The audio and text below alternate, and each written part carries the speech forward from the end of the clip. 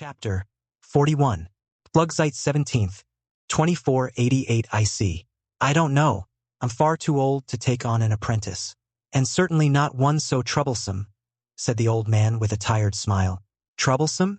You barely know me, I replied, staring at him seriously. You're too young to understand, he murmured as he removed the medallion hidden beneath his robe and, without asking, placed it around my neck. The reaction was immediate. I felt an unbearable pressure in my chest, as if something inside me had been violently released. A heavy pressure weighing down on my chest. Deeply unpleasant. What did you do to me? I asked with difficulty, the air barely leaving my lips. You can't understand it yet, said the mage, placing a hand on my shoulder.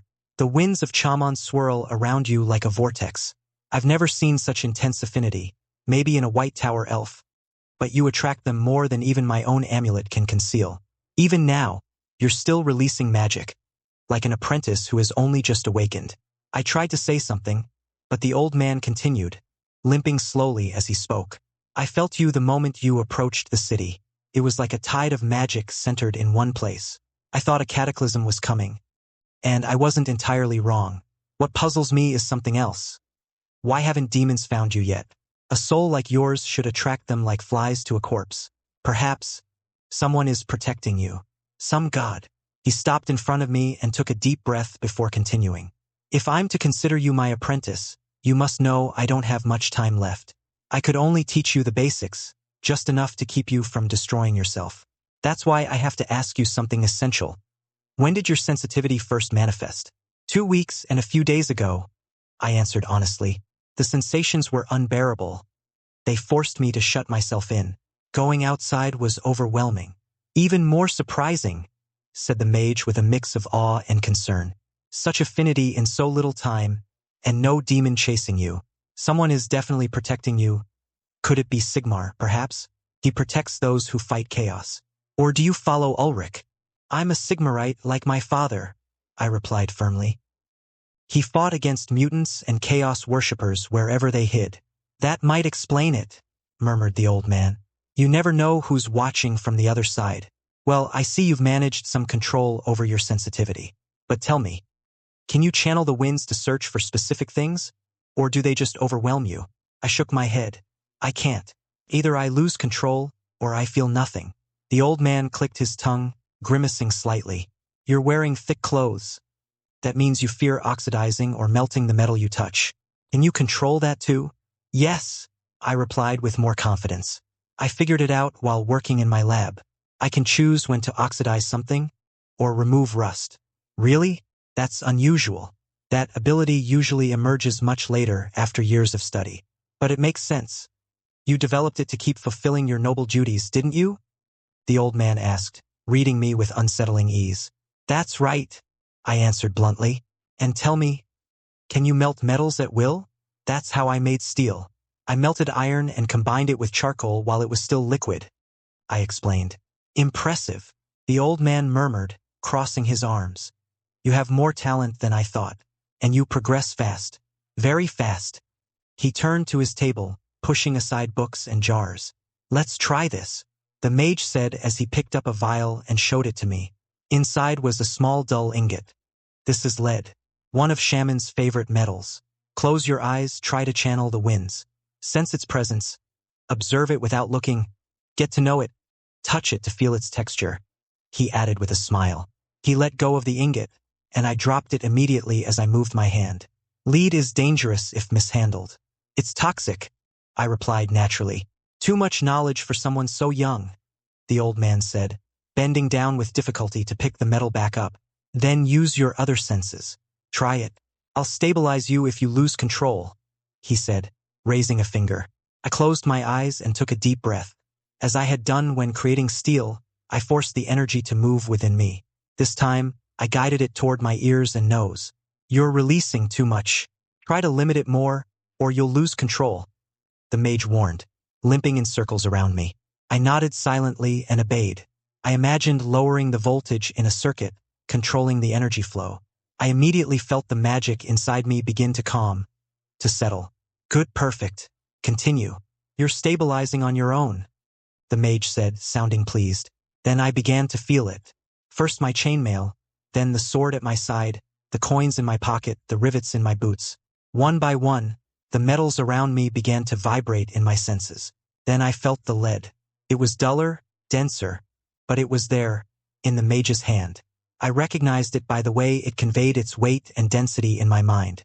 Slowly, I began to see the shapes. With my eyes closed, I could make out the contours of my armor. I could see the lead ingot in his hand. And beyond that, more. Everything metal in the room became perceptible. But the brightest, the most intense of all, was the pigment on the table. It pulsed like an encapsulated sun, drawing attention even among the sea of metallic objects. Perfect.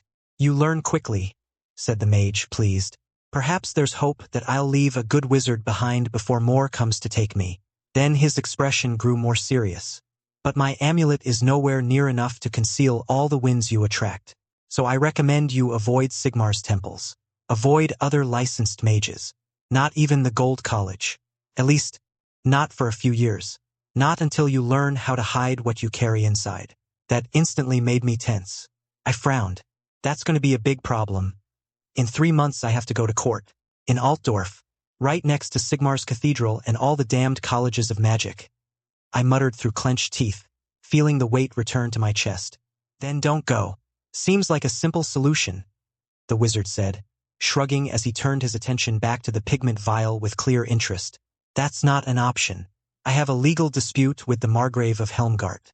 He claims I'm his ward, and therefore that he should be the regent of my lands. If I don't show up to the hearing, I'll automatically lose the case for defying the magistrates. Or, I'd have to pay bribes so large I can't possibly gather the money in time, which would leave me in the same position as if I were locked away in the College of Magic. Not so simple, I see, he muttered, eyeing my pigment. But something comes to mind. I have people who owe me favors. I might be able to get you something useful. Useless to most wizards, but perfect for you, he said at last, sealing the vial and heading for the door. Where are we going? I asked. To see a very old friend, the mage replied. He didn't speak further, and I simply followed. The old man climbed into one of my carriages and just pointed in the direction we should go. After a few blocks, I realized we were nearing Elftown. We're going to see an elf? I asked as we approached the entrance. Yes, a very old friend, said the mage. Have your guards stay outside. We won't be well received if you go in with armed escort. I nodded, and once we reached the gate, I ordered almost all my escort to remain there, letting only 2 guards follow us, and even they left their swords behind. We began entering Elftown, and I could feel the piercing stares of the local elves fall upon us. I noticed guards watching from rooftops and walls, and even residents pausing to observe. We walked for a few minutes until we reached a shop beautifully adorned, with a noticeable concentration of magic lingering in the air. Here we are. Help me down. I'm not made for this anymore, said the mage. I helped him down, making sure he kept the vial with him. He hobbled with effort, and I followed close behind, straightening my cloak. Well, if it isn't young Hieronymus. To what do I owe the pleasure today? Said an elf with a smile, speaking in Reichspiel as he looked at the old mage. Young. Yesterday I almost had to convince Moore not to take me with him, Hieronymus replied with a cheerful tone. You mortals so fleeting, and yet you always seem to forget that, the elf said, and then turned to me. Ah, I see you've taken on a mortal apprentice.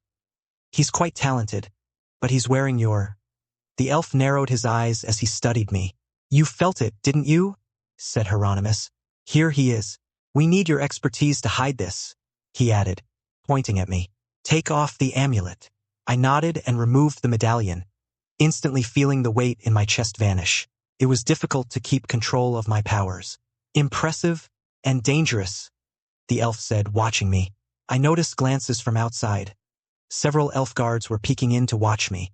I put the medallion back on and the pressure returned. I need one of your medallions, one of the elven kind, from Ulthuan. Proper one. I need it to suppress all his resonance while I train him. Consider it repayment for that time I saved your life, said Hieronymus. I could have saved myself. The elf muttered in another language I couldn't understand.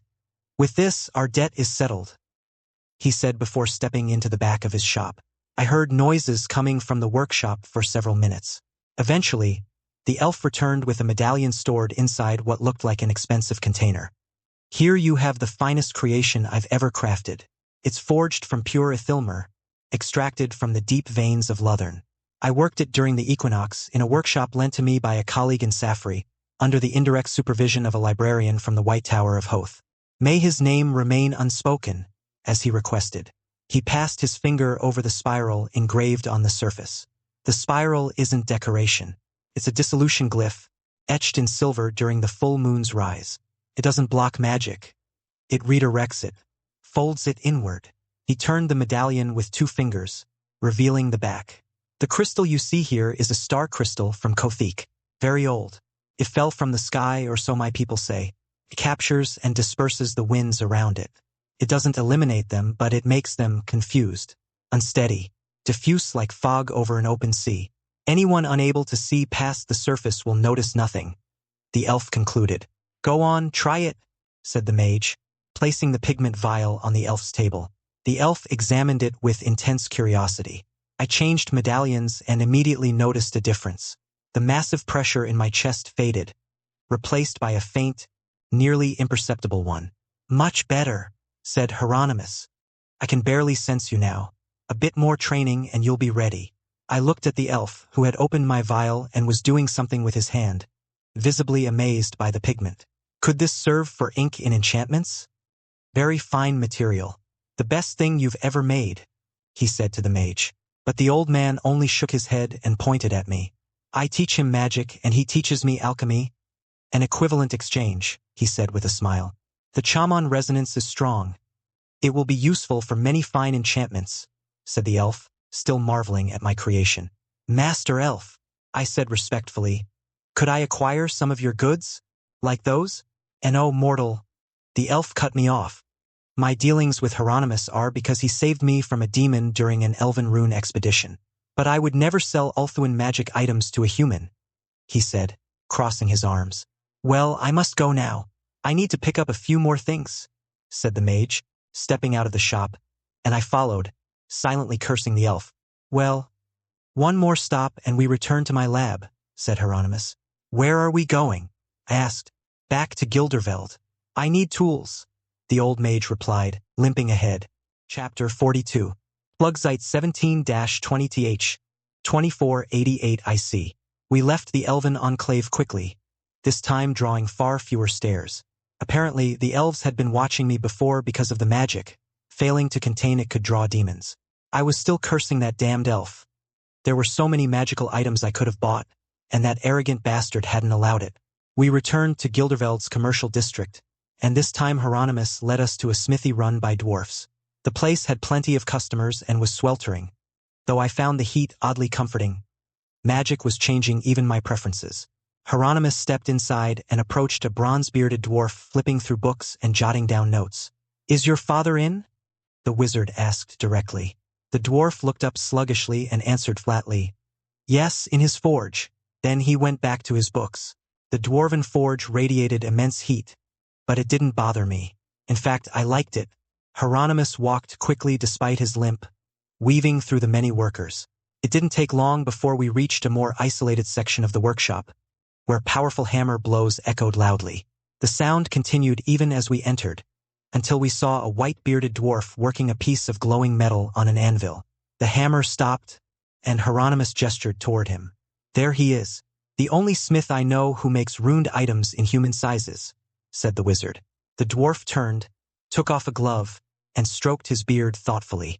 What can I do for you, alchemist? He asked as he approached, eyeing us both carefully. I need some special components for alchemy, Hieronymus replied. The usual? Reinforced vials? The dwarf asked.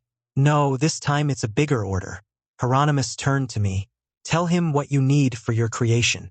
And how are you paying? The dwarf asked bluntly. You brought imperial crowns, didn't you? Hieronymus said, turning to me. I nodded silently, and he turned back to the dwarf. Imperial crowns. You expect me to pay for this? I said, staring at Hieronymus. You've got a cart full of gold. Did you forget what I taught you? I can feel the gold from here. Besides, do you think what I got for you came cheap? He said with a cheeky grin. I sighed, stepped forward, and replied, I'll pay. So what do you need, pup?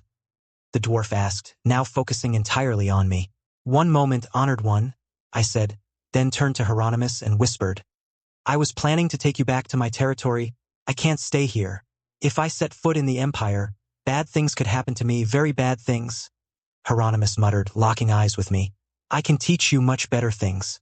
What I did earlier was basic. I can do far more complex things, I insisted in a low voice. Hieronymus's eyes widened. Then that's settled.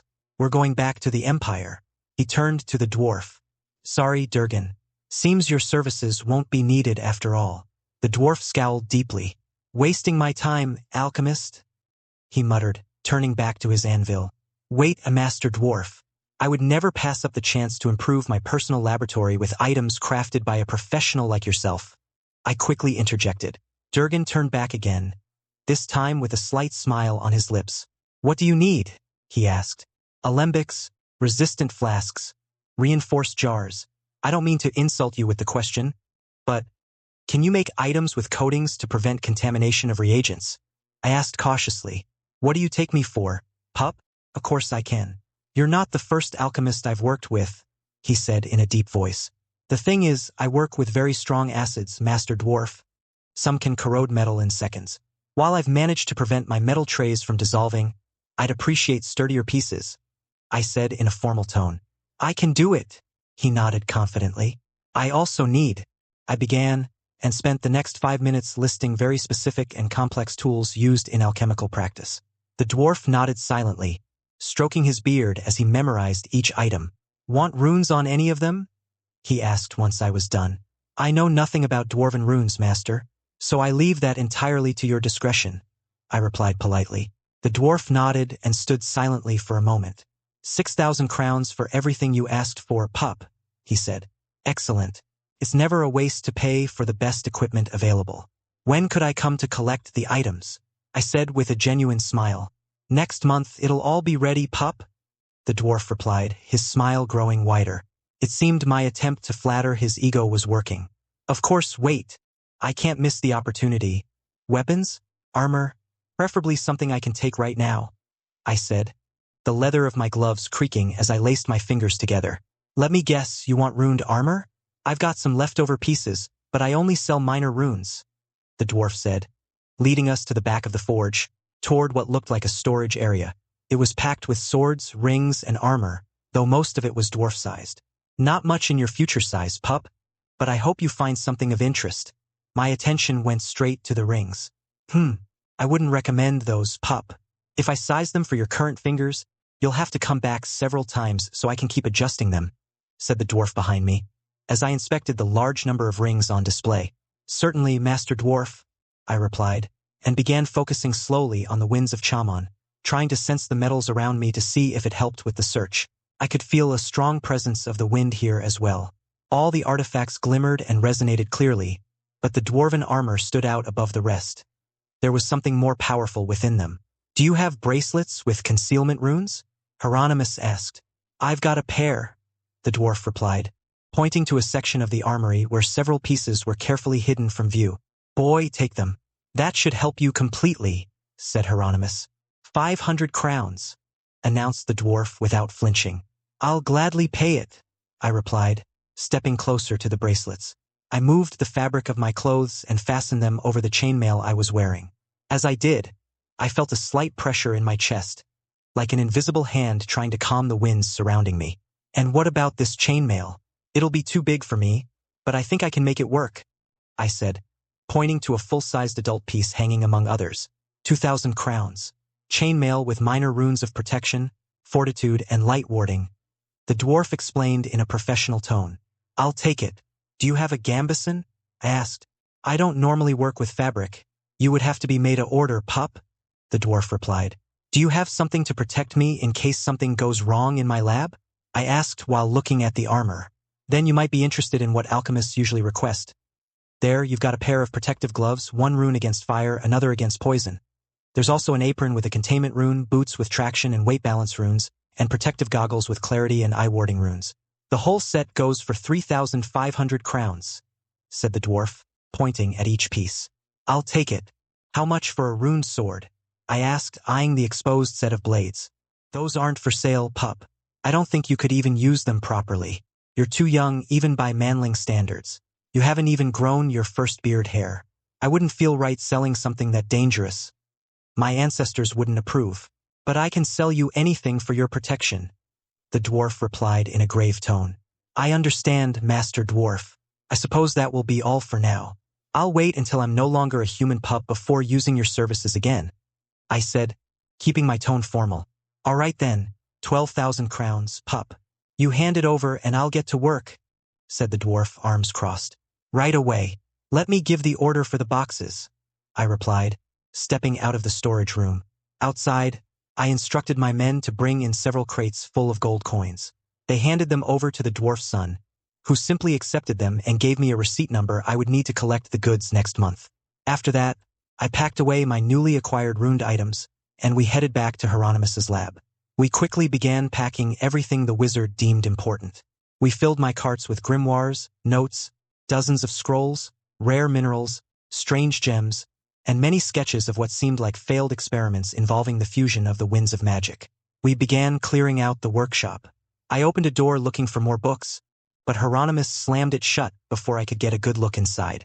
I had barely caught a glimpse of what looked like a crib covered in cobwebs. There's nothing of value in there, just one of my greatest failures. Not worth mentioning, said the wizard in a strangely quiet voice. Soon after, Hieronymus changed into a colorless cloak and placed a dark mask over his eyes. I nodded, saying nothing more. We packed the rest in a hurry and, using the last light of day, returned to Suedoc to secure a ship back to Schilderheim. This time I was much more alert.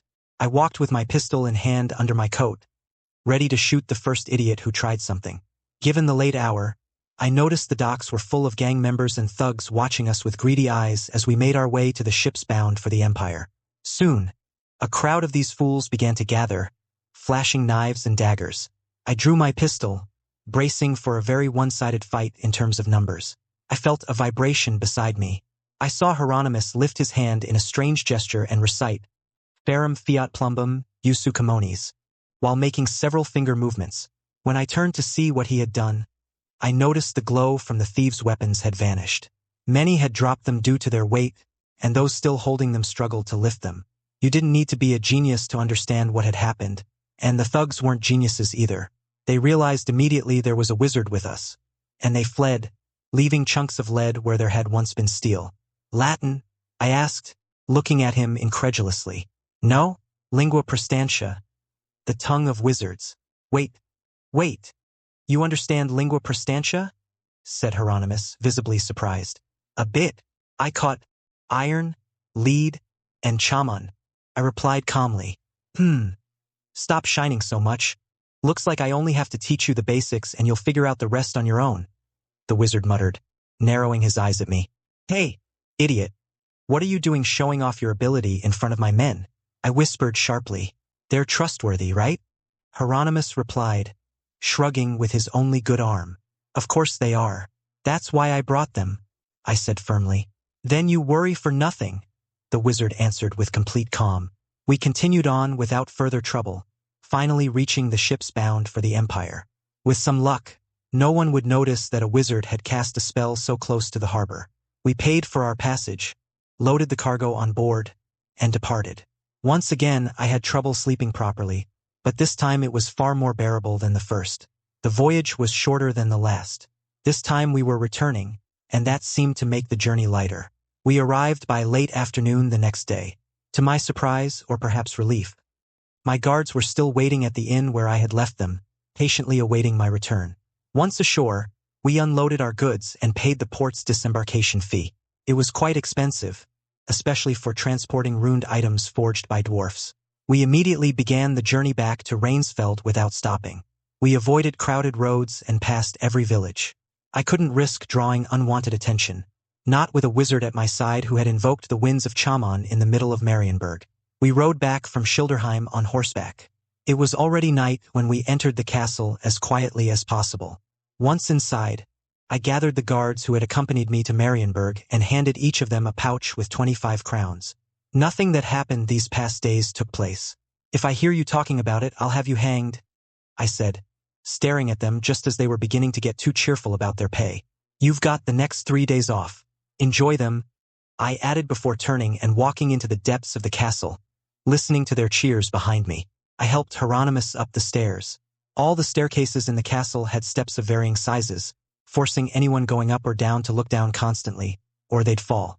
Oh, the sensation is getting stronger, said Hieronymus with a huge smile, clearly excited by the amount of chamon wind present. We finally reached the top of the tower where my laboratory was. It's simpler than I expected. Far too basic. I think mine was more complete, said Hieronymus, eyeing everything critically. Let's see, old man. What matters is what I've got up here, I said, tapping my temple with 2 fingers. He was clearly excited, so I decided to get started immediately. First lesson, the table of elements, I said, grabbing one of my notebooks, along with a quill and inkwell. Chapter 43. Somertsite 1th, 2488 IC. Over the past few weeks, I have dedicated myself entirely to my training in magic.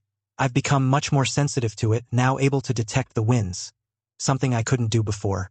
Until recently, I could barely use them and always clumsily with almost no control at all. But my good magical master made sure I read several grimoires. Most of them focused on the process of containing magic within oneself, reducing my magical signature as much as possible. According to him, this would make it much harder for a priest to detect me as a magic user. However, the first thing Hieronymus wanted to teach me was how to shut my mind against divination, even before sharing any truly important knowledge with me. He never explained why, but he insisted that I had to learn to block any possibility of being seen by wizards or demons capable of predicting the future. After that, I taught him the full process for producing my blue pigment. While I studied from grimoires, he took charge of the pigment production, using the magic of chamon to compensate for the lack of his arm while handling acids and grinding certain ingredients. I had no complaints. I had someone teaching me magic and, at the same time, producing large amounts of pigment effortlessly. He was far more productive than I was. He spent several hours perfecting scrolls, attempting to enchant some of my alchemical tools to make them more efficient, and using the pigment as a reagent. As for the problem with the Margrave, a small detachment was spotted on the roads with clear intentions of seizing Rainsfeld in a swift attack. But the attempt didn't go unnoticed. When they encountered my pikemen in formation, with their pikes braced to halt the knight's charge, they realized the vast difference in numbers, and retreated the way they came. Since then, no more forces from the Margrave have been seen. Perhaps he's too busy dealing with orcs, bandits, or the Bretonnians to invest in a direct fight against someone more powerful than he originally thought. Through Rutger, I've already made contact with the Altdorf Lawyers Guild, hiring a good number of them to focus solely on finding jurisprudence, forgotten laws, or any legal loophole that might help my case. At the same time, I've sent multiple gifts to the judges. Silk, jewels, chests full of gold, all delivered as gestures of goodwill. Let them understand that I support their legal careers and that. And with the arrival of the alchemical equipment from Marienburg, my small laboratory was starting to run out of space.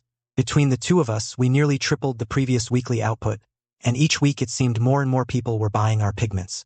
Apparently, they were much easier to obtain than waiting for a caravan from Cathay to travel all the way to the Empire, or dealing with dwarfs who sold their product at an absurdly high price. Added to this was the constant, uninterrupted progress of my city's construction and the ever-increasing migration. For some reason, people from all over the Empire kept arriving.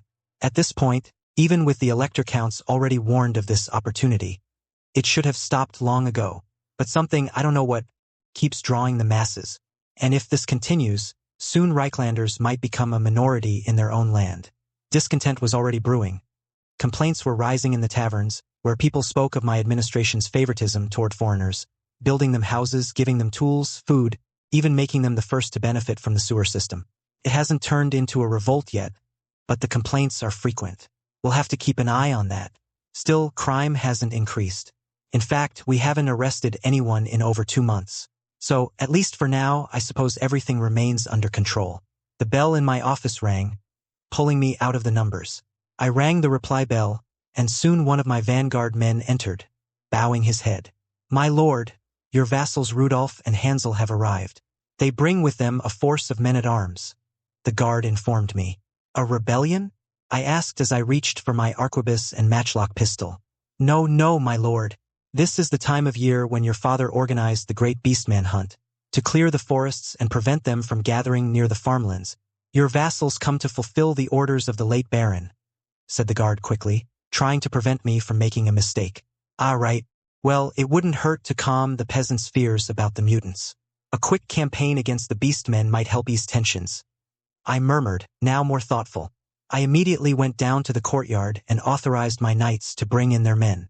Around 70 showed up. As expected, the quality of their equipment varied greatly. Chainmail was the most common. Few had breastplates or more complete armor. At the very least, my own troops were already showing a clear difference with better gear directly funded by me. But by feudal rights, I had little authority to impose standards on my vassals' equipment. Rudolph, I'm glad you came, I said in a friendly tone, extending my hand. It is my duty, my Lord Baron. Just as I served your father, so too shall I serve you in all that I can, replied the knight, bowing his head. I see you've purchased a better suit of armor, haven't you? I said, noting the steel breastplate and finer gauntlets than I remembered. I've been saving for this, my lord. One never knows when a good piece of steel might be needed between oneself and an enemy. He replied with a slight smile. I suppose you're Hansel, correct? I asked, turning to a man with a still youthful face who stepped forward and immediately knelt. Don't you think it's a bit late to come swear fealty? I asked, watching him closely. My apologies, my lord. News of your father's death reached me late. I only learned of what happened recently. My deepest condolences, but due to the lack of communication, I only found out when a merchant from your lands passed through mine, he said, with a tone that seemed sincere.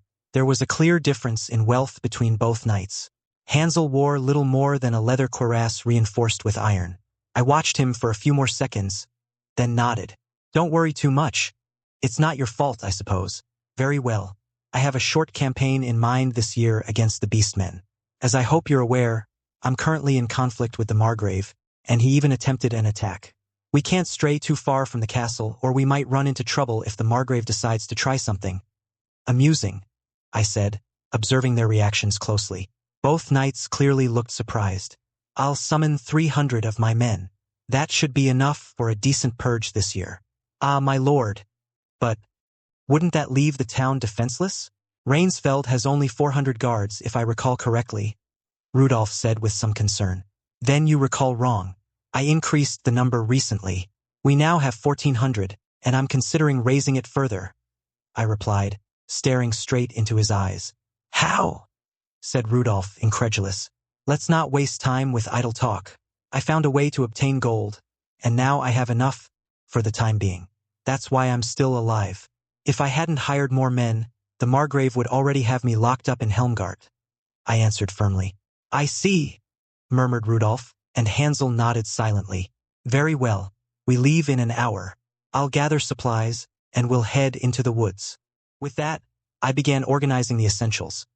We loaded carts with grain, bought salted meat, baked bread, and other provisions from the local market to feed the troops joining me on this campaign.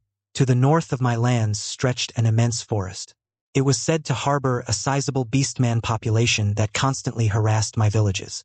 I imagine my father made their lives miserable, given his reputation as a bloodhound when it came to hunting those creatures. Once supplies were ready, I chose the guards who would accompany me.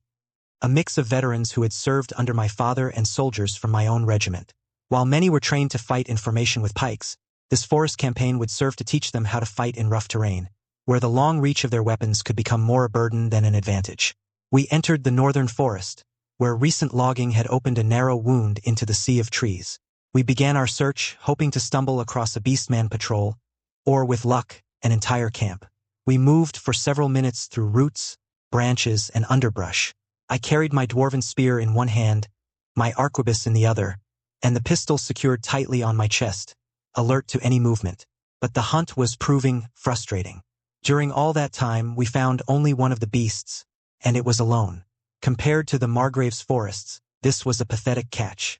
It seemed I hadn't inherited my father's nose for mutant tracking. Wait. Yes, I have, I muttered to myself with a grin.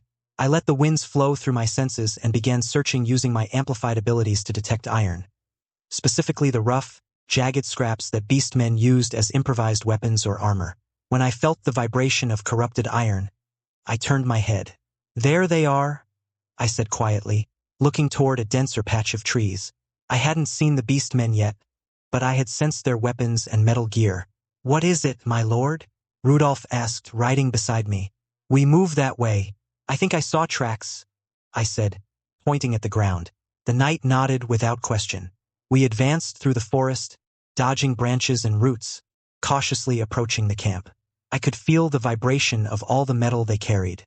The beast men had caught our scent and were preparing to ambush us. "Ready yourselves?" I murmured, gripping the matchlock pistol firmly. My men began looking around in all directions, tense, while the knight's men-at-arms closed ranks into formation. A Gore came roaring from behind a tree, raising its axe in a savage fury. But I was already waiting. I had the pistol aimed right where it appeared. I fired without hesitation. The lead bullet tore through its neck with a dry crack, leaving a hole so large you could see clean through to the other side of its torn flesh. Controlling my mare after the recoil, I grabbed the arquebus and aimed at a tall bush. There I sensed another chunk of iron, a machete. A moment later, an Unger leapt from the foliage, only to take a shot square in the chest. The lead smashed through its heart and dropped it instantly. With both weapons spent, I pulled back and let my men engage the next wave of beastmen charging toward our position. I watched as many of the creatures impaled themselves directly on the pikes, making no effort to avoid them.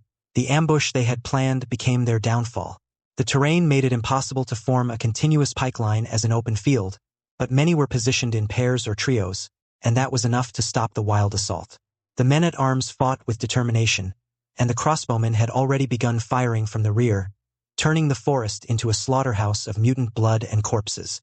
I kept firing whenever I could, making sure to keep my men informed of any presence of iron I sensed around us. "Beast men to the rear!" I shouted, detecting the unmistakable vibration of metal approaching from behind. Many of my men turned, seeing only trees and brush, but I ordered them to prepare regardless.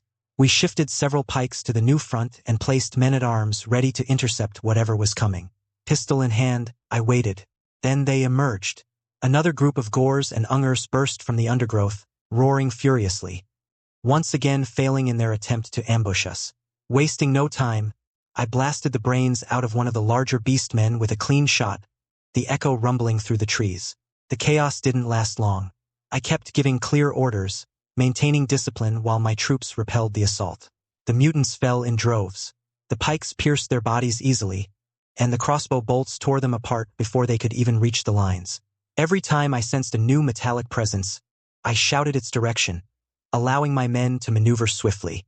The forest, once quiet, had become a killing ground for the creatures of chaos. Chapter 44. Sommersite 2th, 2488 IC. Hold your ground and stay in formation. The beastmen are no match for the brave men of the Empire. I shouted as another horde of those abominations emerged from the trees, howling like rabid dogs. With a mix of pikes at the front, swordsmen on the flanks, and crossbowmen at the rear, we pushed slowly but steadily through the forest, always choosing clearings where we could maneuver and maintain discipline. So far, we had slaughtered several small groups of Gores and Ungers hunting in the woods. Some wore tattered Imperial armor stained with mud and dried blood. Others still had strips of human skin hanging from their leather belts. One even wore an Imperial helmet, poorly fitted over his deformed snout.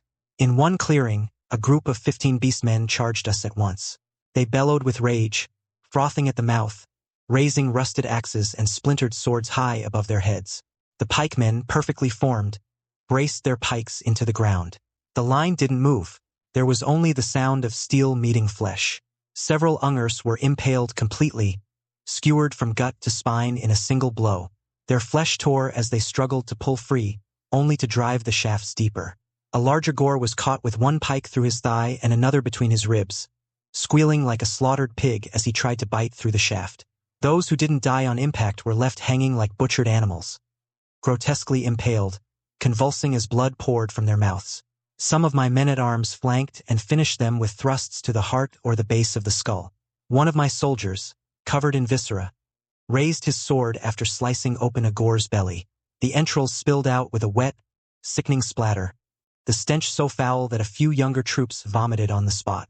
We kept moving. The vibration of iron through my senses led me to an even denser concentration. After crossing a muddy slope, we found what looked like their main camp, an open hollow before a cave. It was an infernal sty, Piles of human and animal bones were scattered across the ground, mixed with excrement, feathers, dried blood, and knife marks carved into open skulls. Human skin had been stretched like leather over rotten wooden frames. A cow's head with several knives stuck in it served as a makeshift altar. The stench was unbearable. Several of my men covered their noses. Others stared with grim expressions. I quickly noticed most of the camp's population had already fallen in the earlier clashes. Only a handful of Gors and Ungers remained, clearly younger than those who had ambushed us. Many still lacked chest hair or bore no ritual scars. Form up in the center of the camp. Crossbowmen, ready your weapons, I ordered without hesitation. As one, my troops moved into position. The men-at-arms formed a compact wall of shields and pikes, while the crossbowmen took position behind with bolts loaded. The remaining beast-men, desperate and furious, charged mindlessly.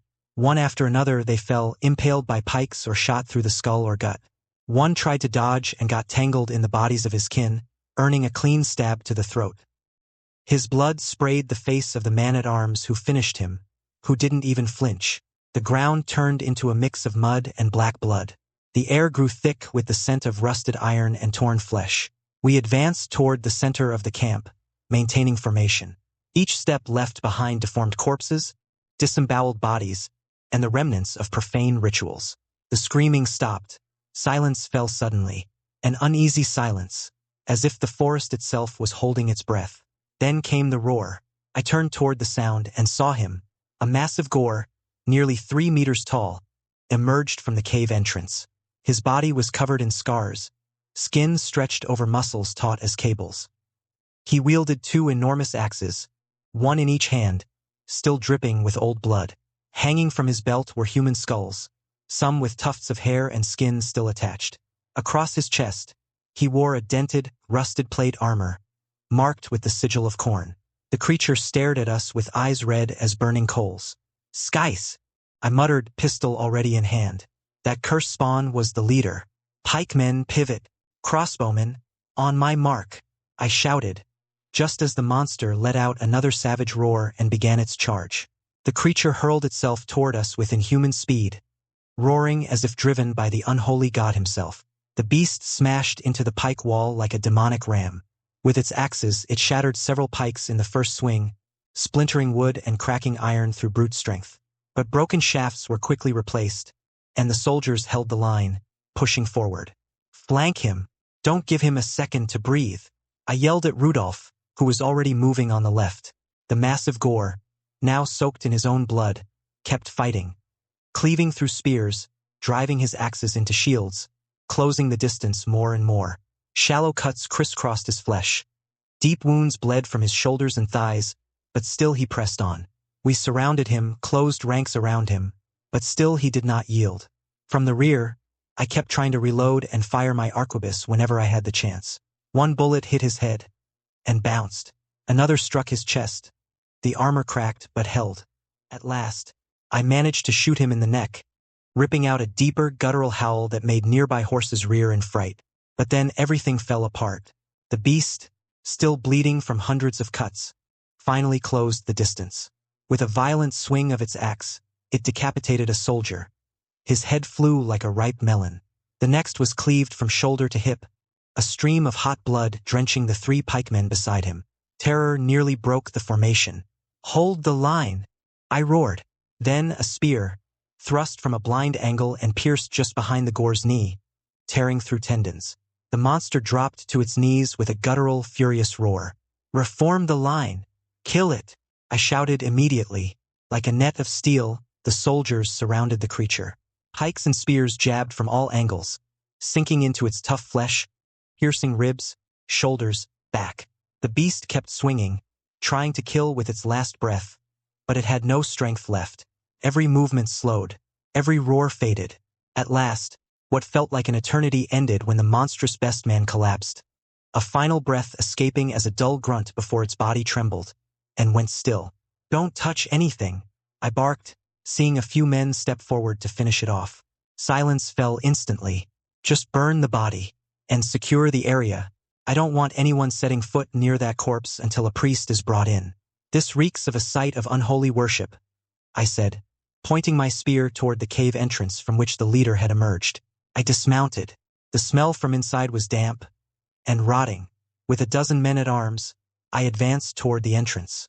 My senses, sharpened from practice with the winds of Chaman, immediately alerted me.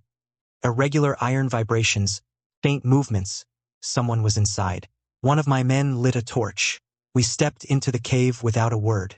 Each step echoed off the stone, and the stench grew more unbearable with every breath. As we advanced, the floor became uneven and slick.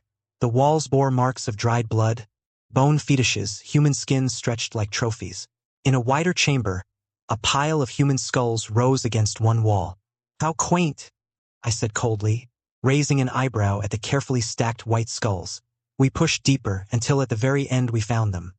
A small group of beast women, hunched and cowardly, and human women, all of them visibly pregnant. These abominations nourish the ranks of the filth that plagues our lands, I murmured, observing them. Some of the human women already bore signs of corruption, evident in their eyes and skin. The beast women tried to hide, retreating into the darkness, whimpering like wounded animals.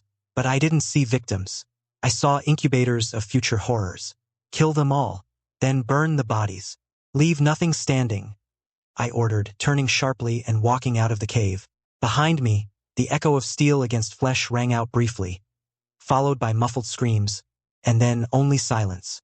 Once the hunt at this location was complete, we felled trees to start burning all the beasts' corpses. Took us a couple of hours to gather all the bodies. The pile was grotesque. Twisted limbs, broken horns, splintered ribs, black flesh slick with drying blood, still warm.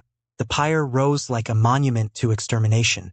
We kept tossing logs onto the flames, and soon the fat from the corpses began to feed the fire on its own. "Seems you've done a fine job, Honorable Baron," said a voice. That voice. I turned sharply. It was the priest of Sigmar. I hadn't seen him arrive. My left hand flew to the amulet hidden beneath my armor, brushing the small pendant that contained my magical signature. My right moved to the runic bracelet that masked the same. Well, I stammered, evaluating every possibility. Silence him, make him disappear, fabricate an accusation. I believe so, servant of Sigmar. The beasts that haunted these lands have fallen, though not without the blood of righteous men, I finally said, trying to sound solemn while my mind coldly calculated scenarios. "There's no need to be nervous." The priest smiled. He placed his hand on my shoulder. "Your father would be proud of what you've done today. With the death of a warger, this forest may know peace for a while, if you continue to act under Sigmar's will." Then he withdrew his hand and nodded with respect. "Now it's my turn. I'll perform the rituals to purify this land, if you'll allow it, Baron." I nodded silently, saying nothing. I watched him walk toward the pyre with his prayer book and censer. "He didn't notice?" I murmured. "I think not. This elven trinket works," I whispered, touching my chest. I stood still as the priest began his litany. I took a deep breath. I hadn't felt fear like that since I heard the drone buzz that claimed my life and brought me here. Much more confident now, knowing my amulets could shield me from the priest's detection magic or chaos-sensing charms. I remained a silent observer as everything was burned. The beastmen's bodies, their totems, tents, all was consumed in fire, leaving nothing behind. Once the camp had been broken down and rest began for the day, as I waited for the priest to ride back to the village, I released my magic and began to sense more of these beasts' camps.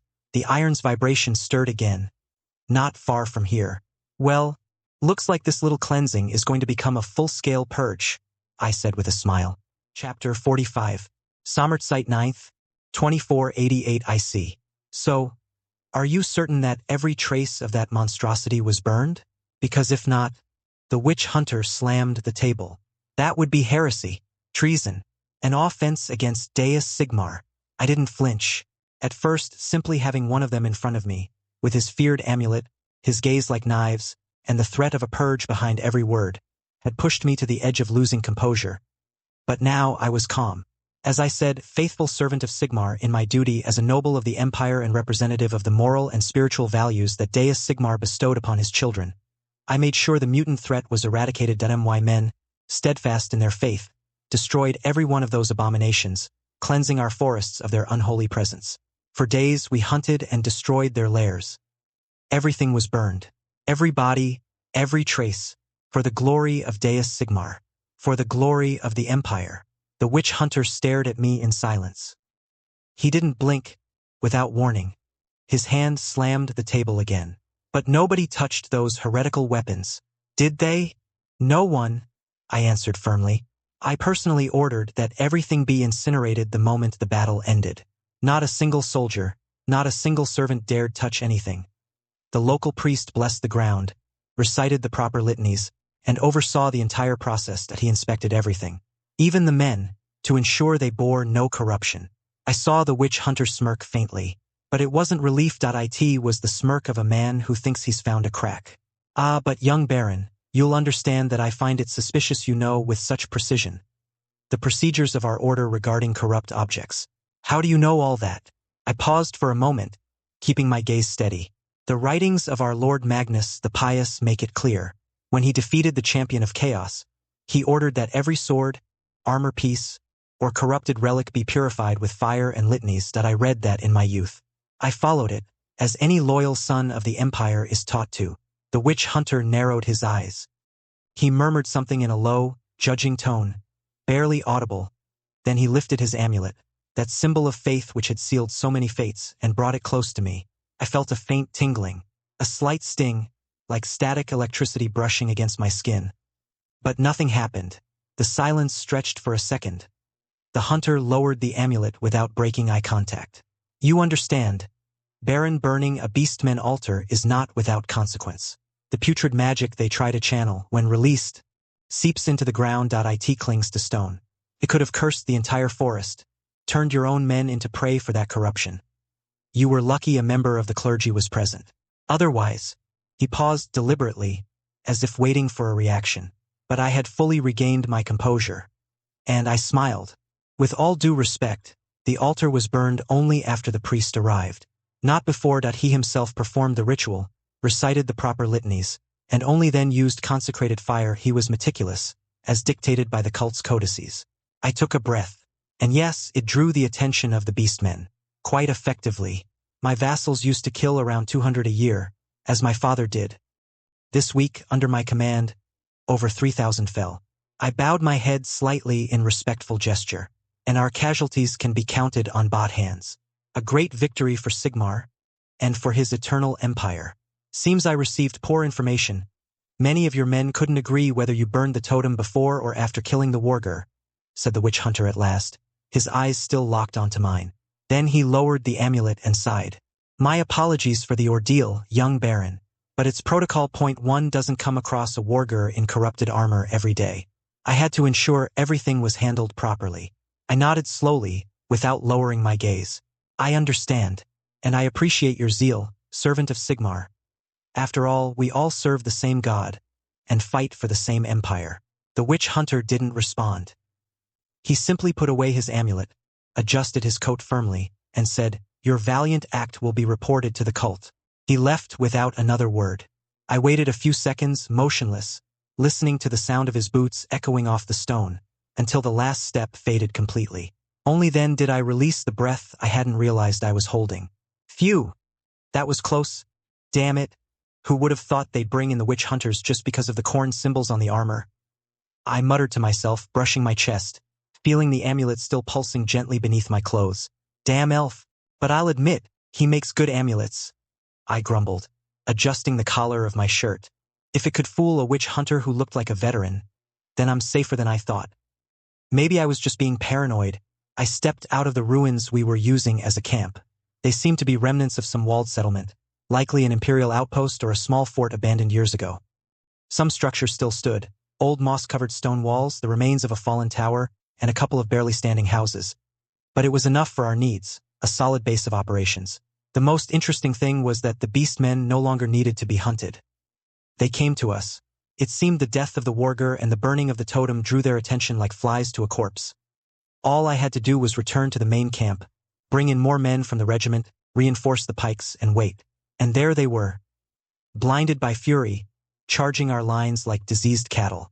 Thanks to my magical sensitivity, I could detect the iron they carried.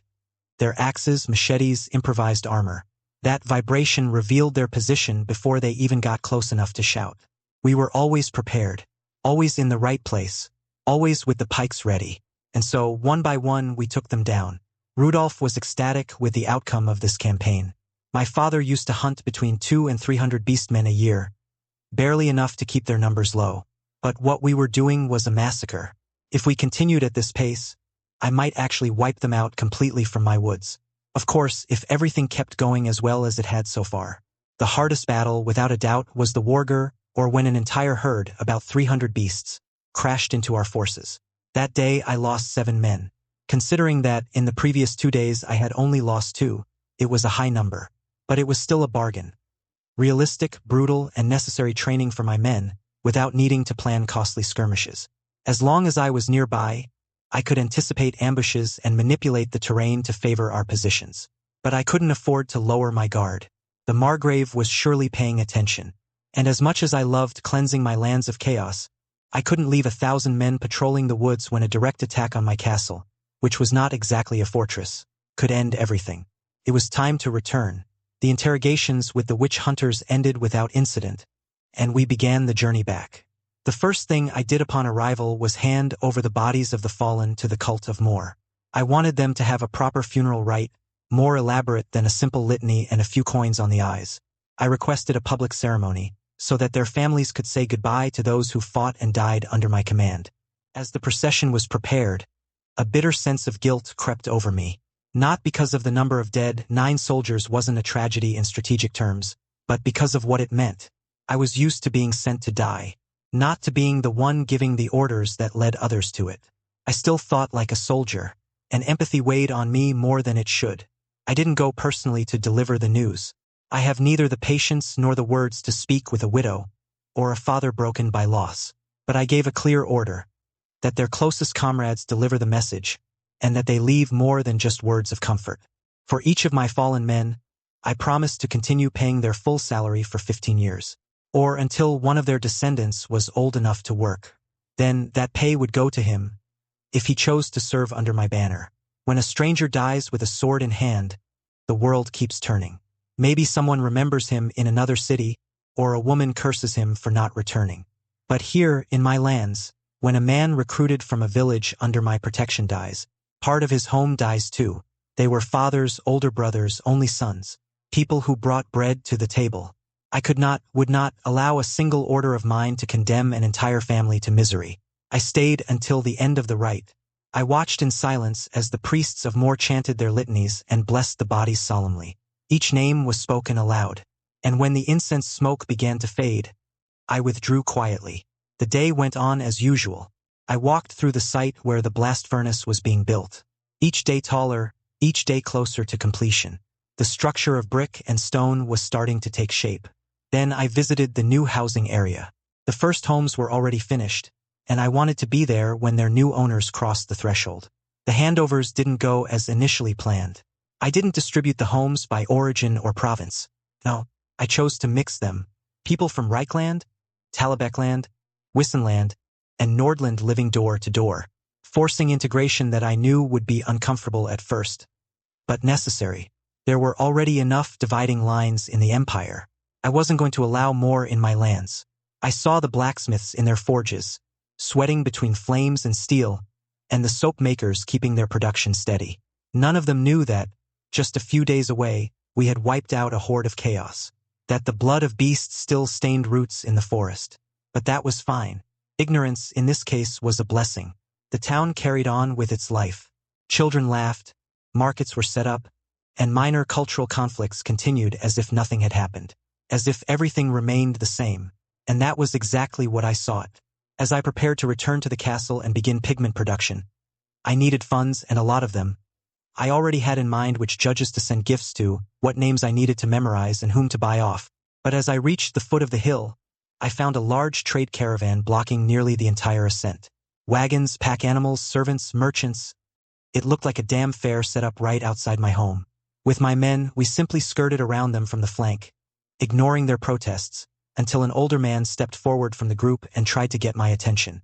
"My lord, tomorrow," I said without stopping. "I am your grandfather, the father of—" "I know. My answer is the same. Tomorrow," I said without even turning around. The old man tried to follow, insistent, but my guards lowered their spears, blocking his path with the same professionalism they had shown against any beastman they'd faced in recent days. When the castle gates finally opened, I passed through without looking back and went straight to the upper levels. I had a mage who needed my mind, and a formula that demanded perfection.